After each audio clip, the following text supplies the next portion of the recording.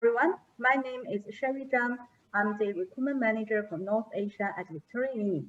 So today is the last session of our International Agents Personal Development webinars. Previously, we talked about skincare, exercise, nutrition, and cybersecurity. So today we will finish with the most popular topic, business writing. How do you write effective business emails? So as usual, let's quickly meet our VU International Recruitment team. John, do you want to start? Sure. Welcome to day 4, everybody. We hope you've had a really good week. And just a friendly reminder that for those of us in Victoria, we've got the public holiday tomorrow. So some of you may have heard that earlier. We have a public holiday here for the grand final Australian rules football tomorrow on Saturday. This is the last one in the series, so thank you so much to Diane and Nadia for joining us today, and a huge thank you yet again to the team for organising this one. And to those of you that are our agents, we really appreciate the support, and we hope that you and your families are well in this difficult time. And looking forward to hearing more about how we can write more effectively, particularly in our communications to each other. Thank you. April? Hi everyone. If you are attending the session today for the first time, welcome. If this is your, if you've been attending the session for a couple of times this week, welcome back. It's always a pleasure to welcome all of you at Victoria University event. Like this event this week is a great success, like with the full collaboration from VU recruitment team back in Melbourne, VU academics, and then the in-country staff in India, Indonesia, and Malaysia.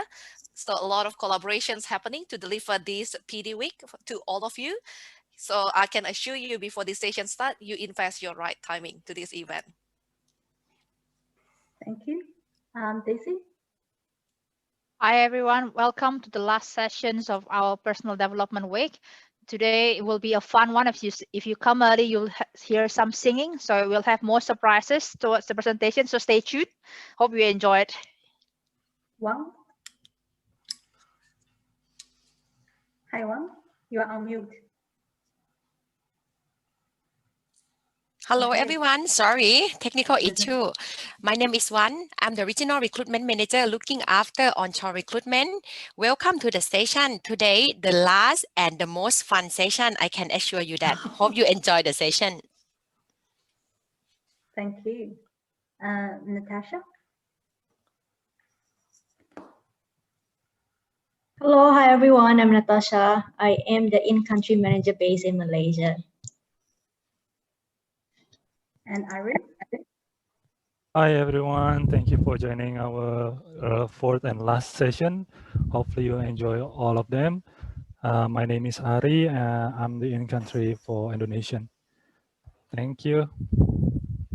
Okay, thank you everyone. So that's our team from VU International Recruitment, and it's a great pleasure for us today to have Diane and Nadia from VU English to be our guest speakers. So VU English is highly regarded in Australian education industry, and through this session today, you will also know why our international students love English classes, even though the current classes are delivered online. So over to you, Diane. Thank you. Okay, thank you, Sherry. Thank you, everyone. I'd just like to introduce myself. So I'm Diane. I'm the General Manager of VU English. And Nadia, who is also from VU English. Nadia, would you like to just say hello? Hi, everyone. Welcome. So we are from VU English, and we're talking today about business emails. But as Sherry said, you probably are experts at writing business emails. I imagine you write hundreds, millions of emails every day. So this is just an overview of how to write an effective business emails, but we're also showing you how we would actually teach a class at VU English. So you can see how to write a business email, which you probably know, but hopefully there are some few tips here as well, but also to see how we would structure a class. So to begin with, we have a poll. And I'm just going to launch that poll, and I would like you to answer the questions on the poll. So you have a few minutes to answer the questions. There are about 4 questions on the poll. Can everybody see the poll? Yep. And answer them as you go. Which I haven't.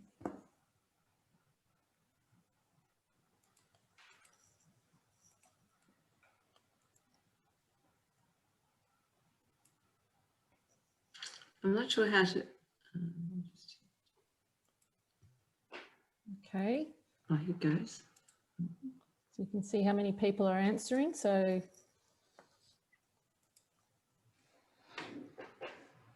I'll just give you a few more seconds.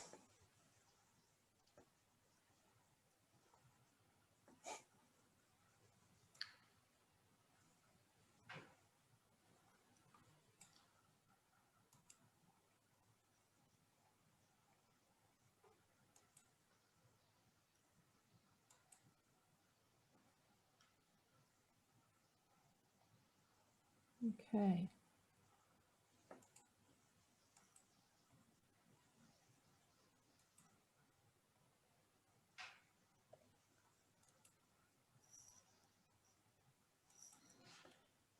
All right. Nadia, sufficient time, do you think? Yes, there's still some.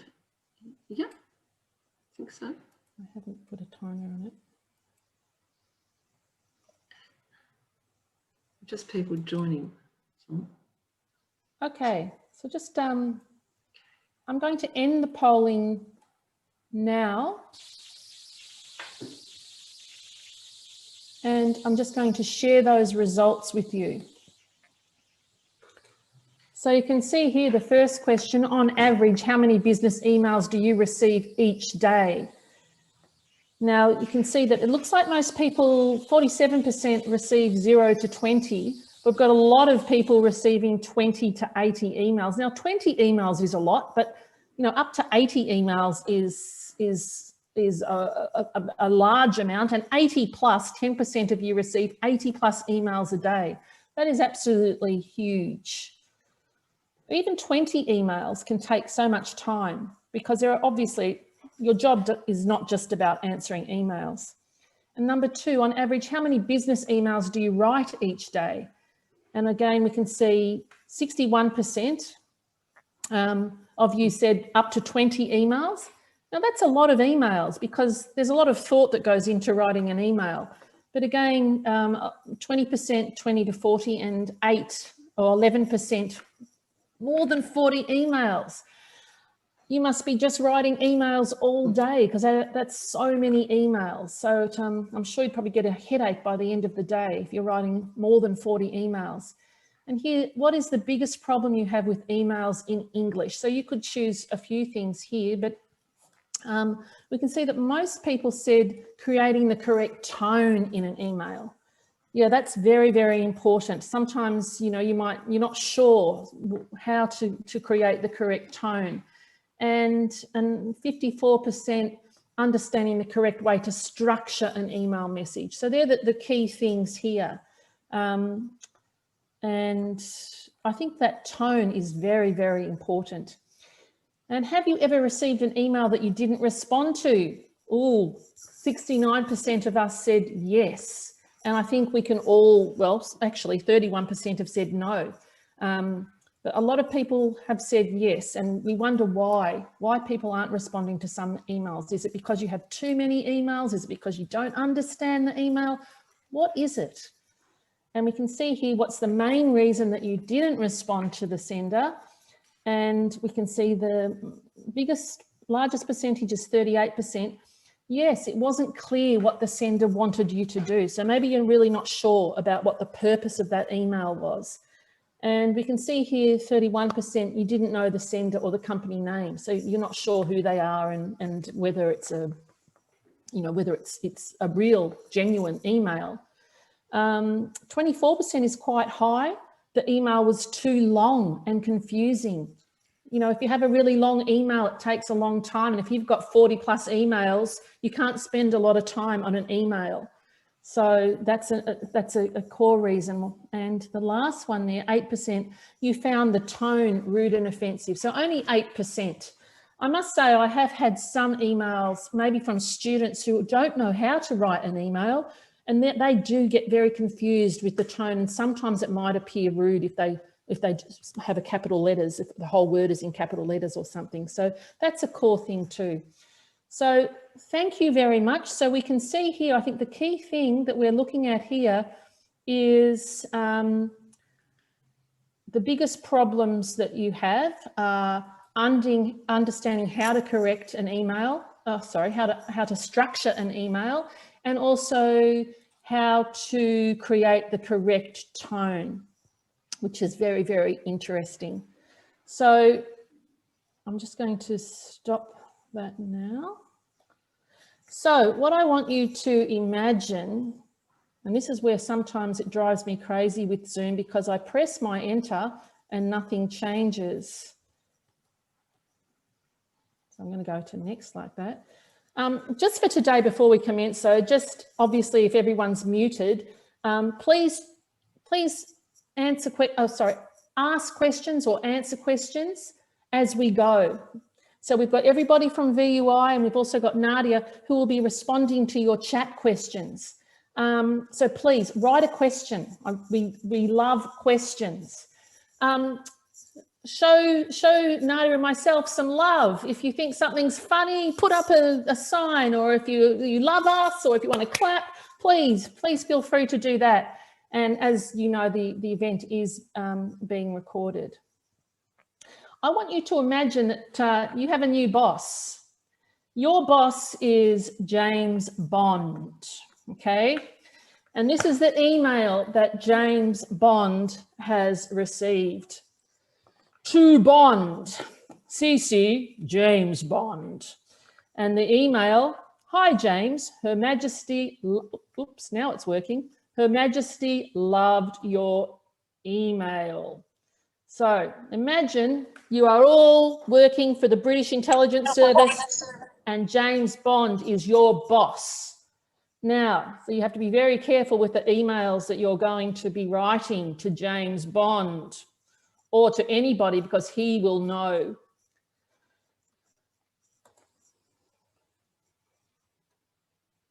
Okay, so before you mentioned that one of the problems was tone, creating the tone of an email, which is very, very important. So that's what we're going to focus on, is formal and informal emails.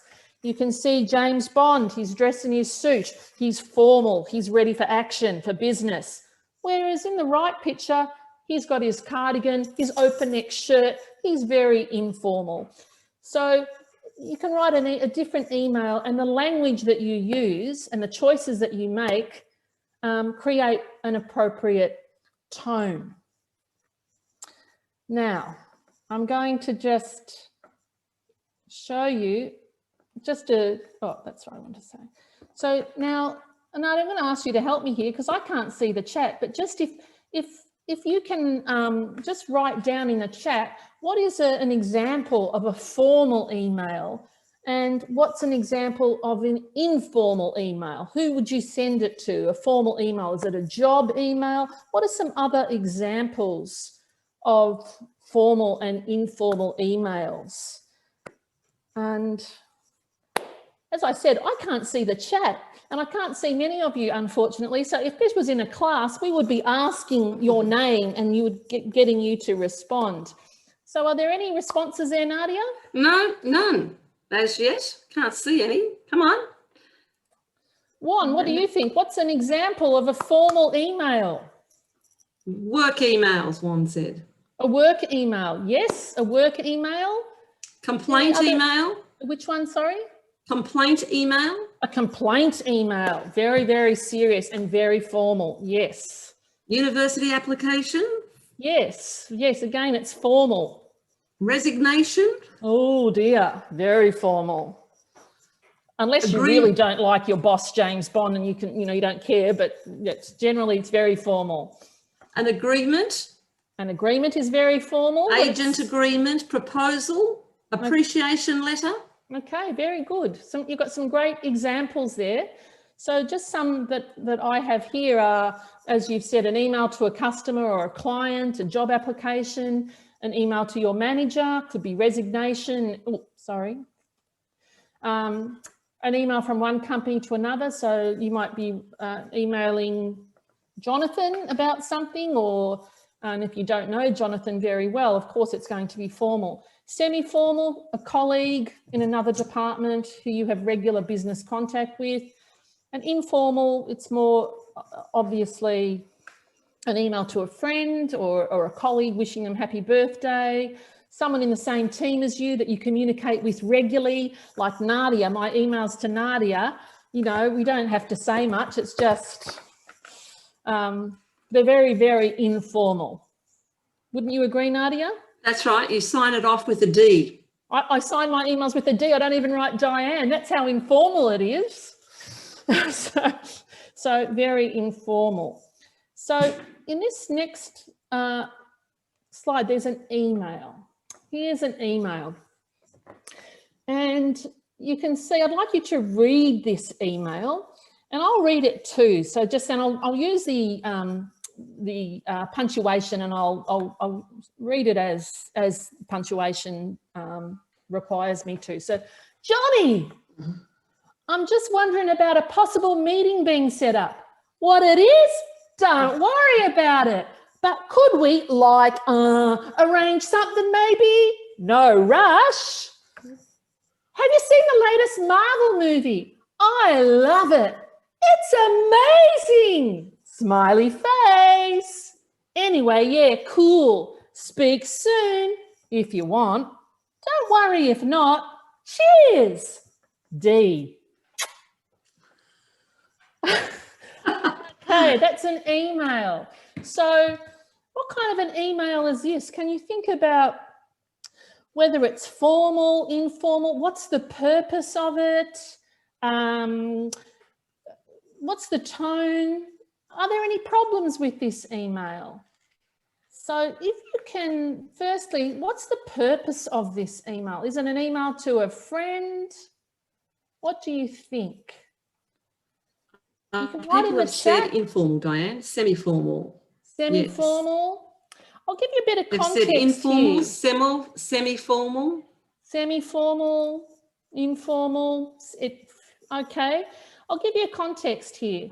Now, Johnny actually works at a different company to D. And D doesn't know Johnny that well. So he's writing to Johnny, but he doesn't really know him that well. So what do you think about this email? Is this an appropriate email? Or will it just clog up your inbox and you'll look at it and think, I don't know what you want me to do. What do you think? If you can write any questions. There's lots of no's coming in. No, it's not appropriate. No, informal. And why is it? Nope. Why isn't it appropriate? Why? What are the problems with this email? Maybe give me four problems. Anything coming in? It's like chatting with your girlfriend. Oh, chatting with your girlfriend. It's like chatting with your girlfriend. Yeah, chatting with. This is more like a casual chat than an email. Yeah, it's more like a verbal conversation. Yeah, it's verbal. Yes. Too friendly. Yes. Great. You don't know Jonathan well, but you include too many people. The message addresses too many people. Yeah. So who's supposed to respond to this email? No focus. Okay. See, I told you, you're experts at writing emails, effective emails. You know the answers to these questions. So just remember, this is how we would deliver something to students as well in a business English class. There'd be more interaction, of course, though, because classes are pretty small and there's a lot of interaction. So let's have a look at this. So did anyone mention the subject? So the subject, it's not that clear. Meeting, okay? Meeting next year, meeting next week. I'm not sure. The greeting, Johnny. You know, it's like your best friends. As Nadia would say. What do you say, Nadia? We didn't pick olives together. So Nadia has an Italian background, and olive picking is very close to Italian's heart. So she says, you only pick olives together. You only pick olives with someone you know. You don't pick it with strangers. So the language is informal. Yeah, so it's very informal. It has a vague sort of purpose. Oops, I'm trying to move the little pictures of everybody. So it's vague and unclear. It's not very clear. I think people said that. Yes. Slang, you know, yeah, cool. Slang, unclear what sender wants, or really if they even care, like, you know, speak soon if you want, don't worry if not. Sounds like you don't care, so you just ignore this email, really. Personal question, remember, D, whoever D is, doesn't really know Johnny, so it's not too personal, I guess. It's about the Marvel movie, but it kind of seems a bit inappropriate in this email. It's meant to be, you know, a business email about setting up a meeting. Too informal. And who is it addressed to? I often get emails like this that have got lots of people in the to, but it's addressed to me, and I'm thinking, well, do you want me to respond, or you're sending it all to these other people as well? So there's some of the issues with this email. Now, obviously, if your boss heard about this, remember your boss is James Bond, he's not going to be happy. He's got his dinner jacket on, his white dinner jacket on, he's got his bow tie, not to mention his revolver, and he's not happy. No. So we want to make James happy, okay? So we want to write a different email. Now, if we had a class now, we get students to write an email in groups, but because of the webinar, we're not doing that, but that's what we would do. So just have a look at this next email, same email, but what do you think about this email now has been rewritten, and is this a better email than the previous one? Is it clear? And what are the things, how has the email changed? How has it been improved? Is this a good email, basically? Is it a good email? So yes or no, what do you think? Nadia, yes. And why? Oh, much clearer. Why? Why? Better subject clear. Yep. Professional and clear. Yep. Tone clarity, all better, one thought per line or per sentence. Direct, professional and clear. Polite language, professional, yes, straight to the point. Better order. Great. So imagine if you had this email in your inbox, you could read it quickly, find out what David wants. Of course, under David, he would have his where he comes from. And you'd be able to respond appropriately. So, dear Johnny, or Nadi, would you like to read this email? Okay. Dear Johnny, dear Johnny, I hope you are well. It was great to hear from you. Thank you for your time. Could we set up a meeting to discuss the marketing plan? Let me know when's the best for you, and we can arrange something. It'd be great to discuss this in person rather than by email. If you have any further questions on this, don't hesitate to ask. I look forward to speaking to you again. Kind regards, David. Thank you, Nadia. So as you mentioned, it's addressed to the appropriate person. Subject line is very clear. That's one of the most important things, because if you've got a whole lot of emails, you're going to be quickly skimming. So if that subject line isn't clear, you might ignore it. Very polite salutation. So, dear Johnny, clear purpose. Could we set up a meeting to discuss the marketing plan? Required action. The action that you want from Johnny is very clear. You want him to contact you to arrange a time. Very professional tone. Oops. Very professional tone. So we can see that our boss is pretty happy now. He's changed his dinner jacket. He's black now, but he's ecstatic. Look how happy James Bond is. Diane, we have a question. Yes? Do we include hyphens, inverted commas, like you'd, don't, are okay, or meant for semi-formal emails? Don't. I think it's okay for this. It's not a job application. In a job application, never. I would not have any abbreviations or contractions. But this is, you have met, Johnny and David have met before, or they've actually, you know, I hope you're well. It was great to hear from you. So they have had contact before. So in this context, I think it's okay. You don't want to appear too formal, like I cannot attend, if you know the person, you've had contact with them. But in a business application or someone you don't know, I would tend not to use abbreviations and contractions because it's much more formal. So this is sort of, it's formal, but it's not. It's sort of semi-formal because you've had contact with this person before. Does that answer your question? Sandeep, does that answer your question? There's been another question, Diane. Oh, yes. How long should be the subject line? How long should the subject line be? Well, how many? 1, 2, 3, 4, 5, 6. I would say, you know, 8 words is a lot. So set up meeting to discuss marketing plan. You don't want to have a really long, because it just gets confusing. You've got to be very concise. I'm not sure exactly how many, but you're looking at 1, 2, 3, 4, 5, 6, 7. I've got 7 words there. That's probably enough. It needs to be concise. Mm-hmm. Okay, so as I said, James is happy. You wouldn't know it though, would you? And I'm not such a James Bond fan, but I've gone to town with James Bond here. Now, have a look at this email, and can you see any issues with this particular? This is just the opening of an email.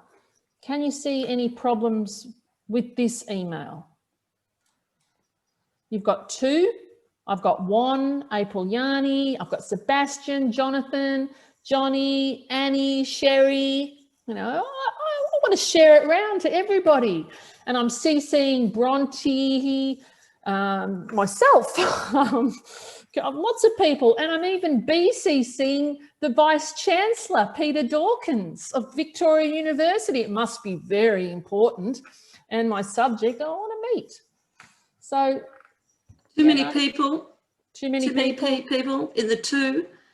BBC should not be marked. Too many people.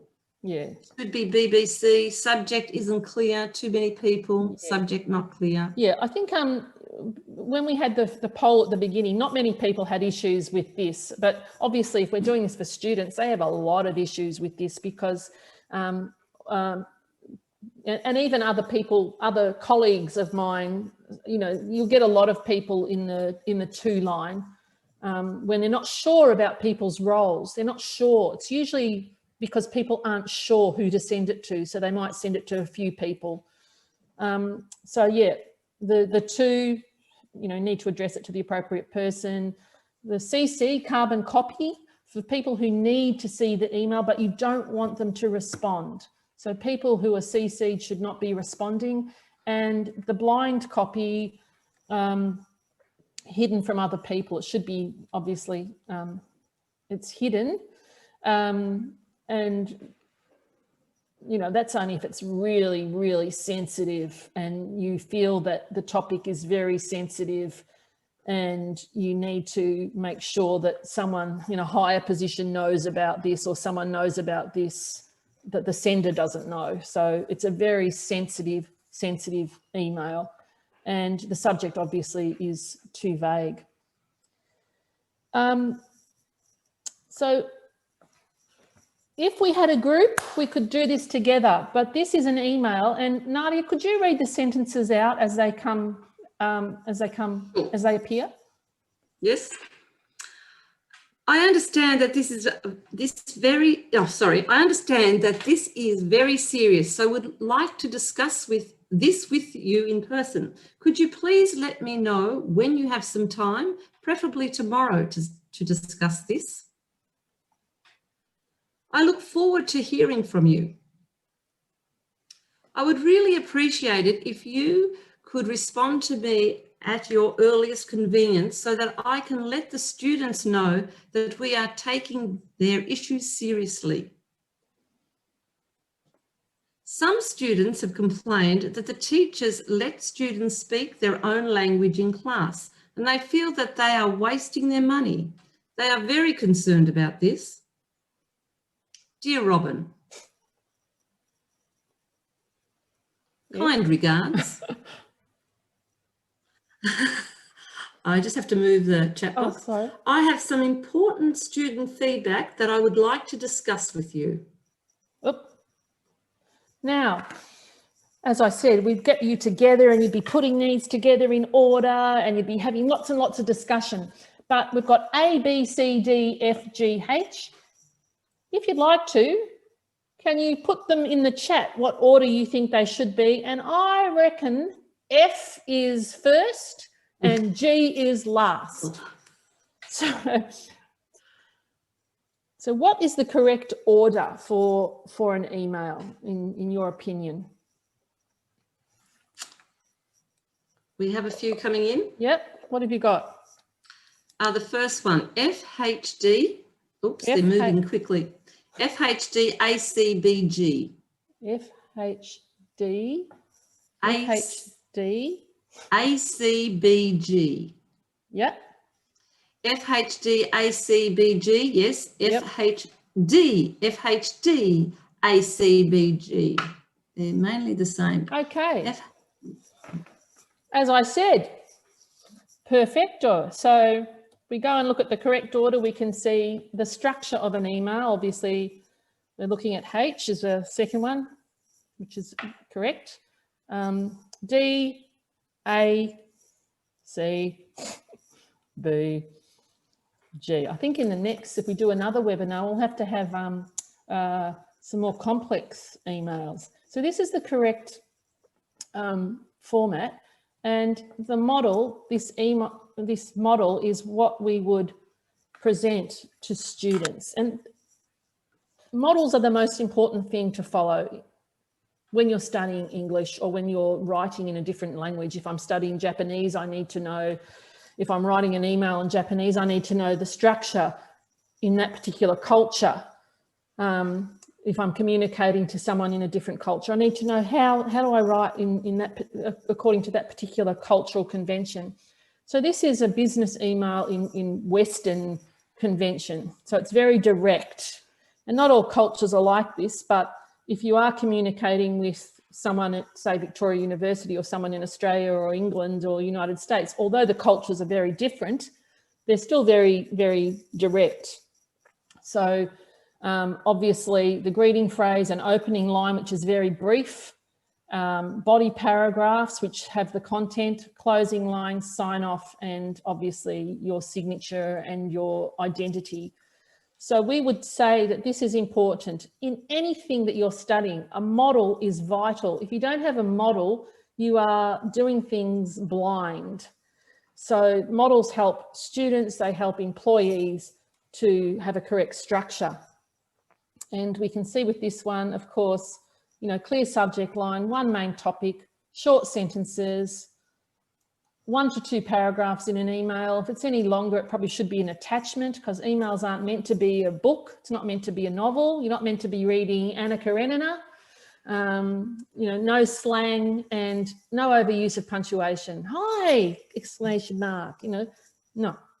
So that is the model that we would give students. So we can see here, this is the correct format. So exactly what we said before, but you know, we can see we've got clear to the topic. Now this relates again to the previous model that I showed you. So the topic, the greeting, the opening line, very direct.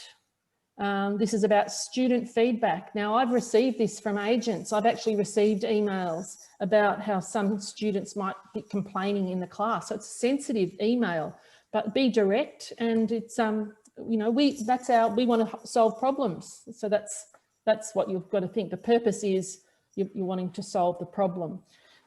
What the actual problem is, so in the content, and what action is required. So, you know, I understand this is very sensitive, so I'd like to discuss this with you in person. Could you please let me know when you have some time to meet, preferably tomorrow, to discuss this? Now, in person, I'm thinking on Zoom, actually. So I'd really appreciate if you could respond to me at your earliest convenience, because we know this is really important. Student complaints are really, really important issues that we want to clear up very quickly, so I can let the students know that we are taking their issues seriously. I look forward to hearing from you, and then kind regards. So, you know, closing line and the sign off. So this is the general checklist for an email. Clear, topic, greeting, opening line, body paragraphs with the action, closing line, sign off, and then who you are and the signature. Of course, useful expressions. So, you know, depending on how well you know the person and the topic. So dear Mr. Bond, dear Sir, Madam, dear James, hello James, hi James, hi Jimmy, but only if James allows you to call him Jimmy. My brother is James, but when he was a child, he was Jimmy. When he was a teenager, he was Jim. As an adult, he's gone back to James. So you've got to make sure. So sometimes people call me, my name is Diane, but sometimes people call me Di.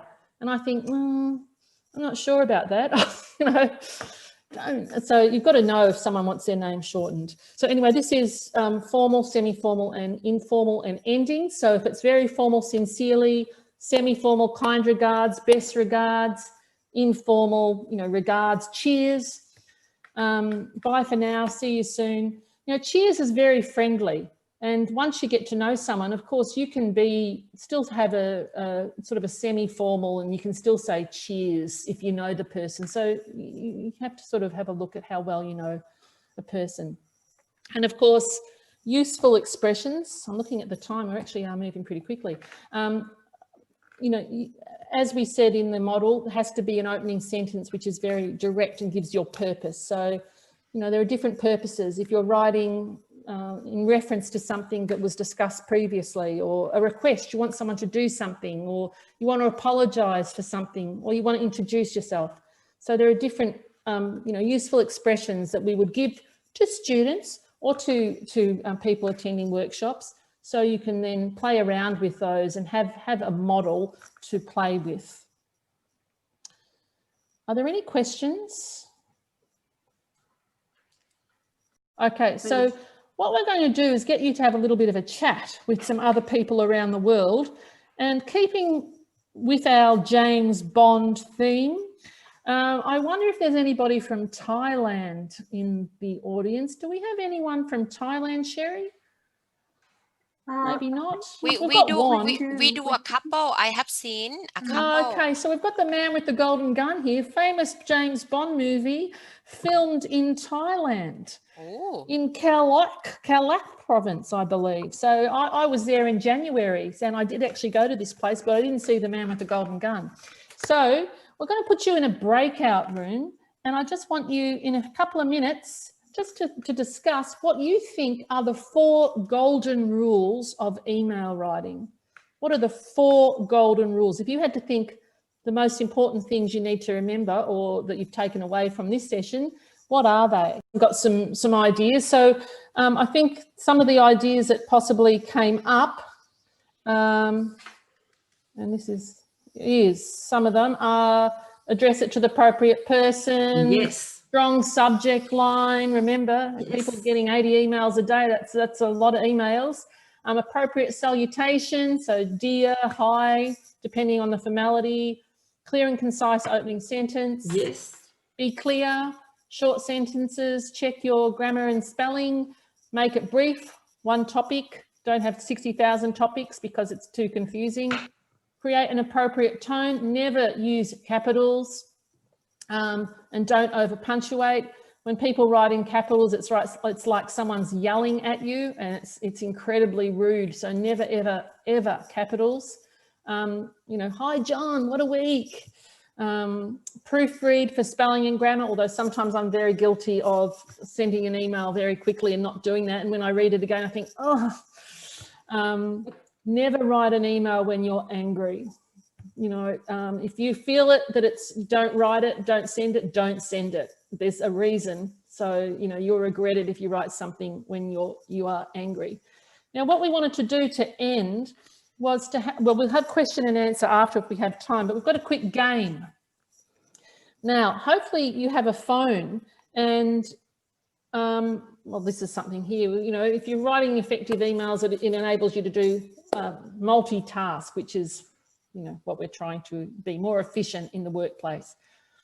And to be taken seriously when we send an email, we want it to be taken seriously. We don't want someone to not ignore it. We want to be concise and direct, and we want someone to act.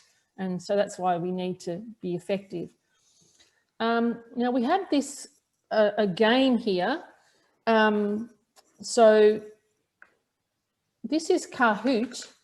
Now, Nadia, Yes. so on your phone, if you have a mobile phone, if you just in your browser just put in Kahoot IT, and then you will see this will pop up.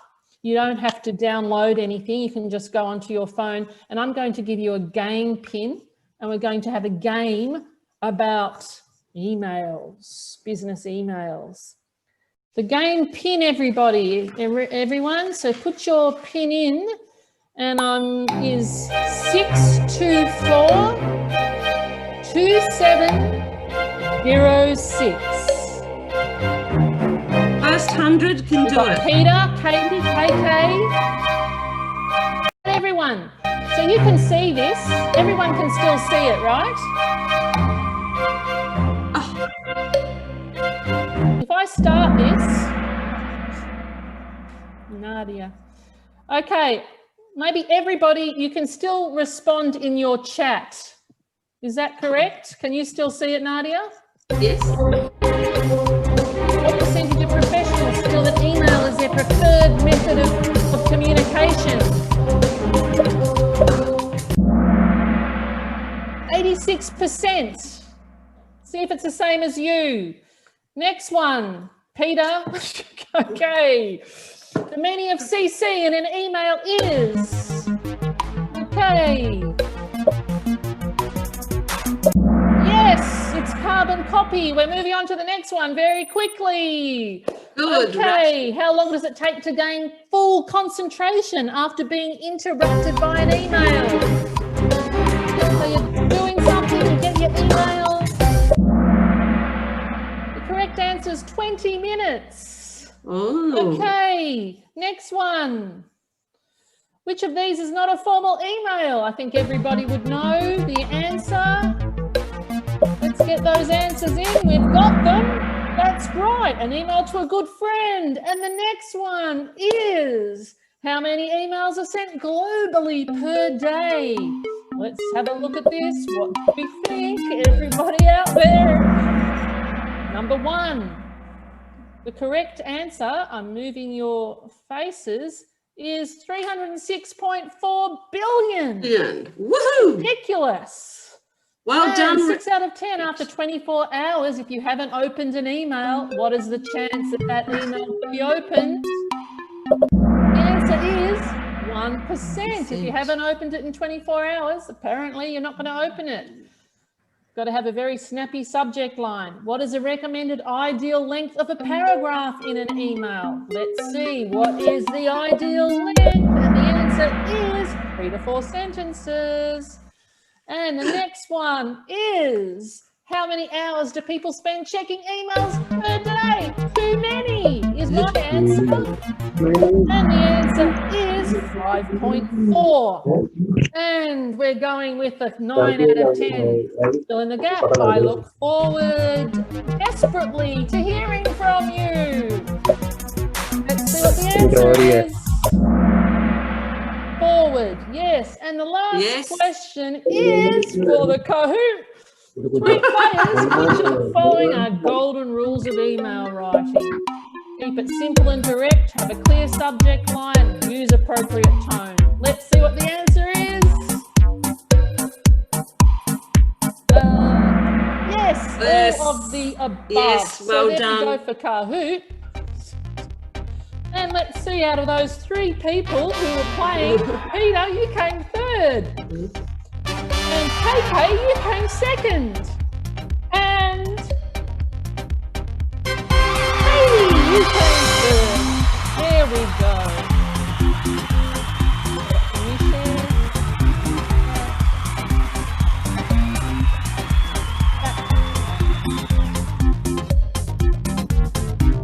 Basically now, I just want to know if you've got any questions. There were a few questions. If anyone has any questions, please feel free to actually ask a question. You can unmute yourself and ask the question, or you can put something in the chat. There are some in the chat, Diane. And one is, what colour suggested for email writing? Sorry? Nadia, can you answer that question? I would say you should always use black or blue. So, yep, Nadia. So what have we got? There's one asking about the font. What type of font should you use? Well, what type of font? Well, at Victoria University, the email font that we use is, Nadia? I use no, it's a standard, it's ×1. Would you know that? The standard font that we use at VU. No. We have a standard font at VU, so I'm assuming, I think it's... I think it's Arial. Arial narrow. Yeah. So Is it Daisy? Thanks, Daisy. Great. So I think that's... I think that's Ritu. Ritu. So our emails at VU just have a standard Arial font, and that's also the font that we require students to submit work in as well. So it's sort of a standard font. Any other questions? There's one person with their hand up, Kalpana. If you'd like to ask the question. Can you unmute? Yeah, sure. Ask a question. I might close the PowerPoint so we can see everybody. Is that okay? Yeah, stop the share. Stop the share so we can see everyone. It's nice to see everybody. Yeah, so who has that question? So it's from Harin, and the question is, I sometimes receive emails opening with, hope this email finds you well. Is that just a way to start, or this is more like a reminder, a complaint? No, I hope this, so if someone says, if I write, hi Sherry, I hope this email finds you well, that's just a polite opening line. It's more like a greeting. I hope this email finds you well. It just means I hope you're well. So it's just, I think that's something we often use. You know, I hope this email finds you well. It's just it's semi-formal, and it's just saying, how are you, basically? How are you? So I hope this email finds you well. It's not a complaint at all. Cool, thank you, Dan. And any other questions? Please feel free to type in the chat box or just unmute yourself. Just check the chat. Because I can see the chat now too. Any other questions? All right, so it's 6:08 right now. So if we don't have any other questions, we will just close the session for today, and also close our international agent webinars. Oh, okay, sorry. I see another email. sorry, I see another question coming in. I hope you don't mind that. Yeah, so, of course. Is it okay to write a formal email after office hours? A formal email after office hours. Well, I guess the question is, what are office hours? You can write an email, but I wouldn't expect, I'd try and keep it to the office hours really, because you can't really expect a response. So, and some people might feel compelled to respond. You know, I think we're all guilty of writing emails after office hours because we don't really know what office hours are anymore, but I think you can't really, but we understand that people are on different time zones, so it's the office hours is a bit ambiguous.